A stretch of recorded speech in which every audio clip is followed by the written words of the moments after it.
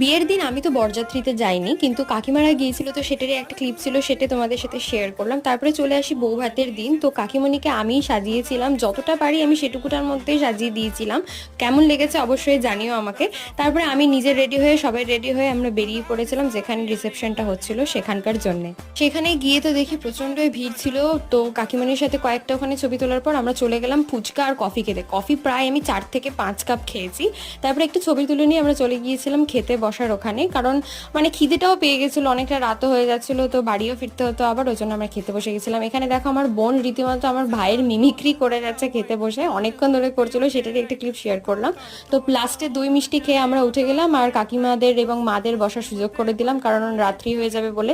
তো সবাই মিলে খেয়ে নিয়েছিলাম তাড়াতাড়ি করে। তারপরে তো যাই হোক একটু গল্প টল্প হলো, তারপরে আমরা রেডি হয়ে নিয়েছিলাম বাড়ি যাওয়ার জন্য। তো এই ছিল ব্লগটা। ভালো লাগলে লাইক করে দিও, আমার চ্যানেলকে সাবস্ক্রাইব করে দিও। দেখা হচ্ছে পরের ব্লগে, বাই।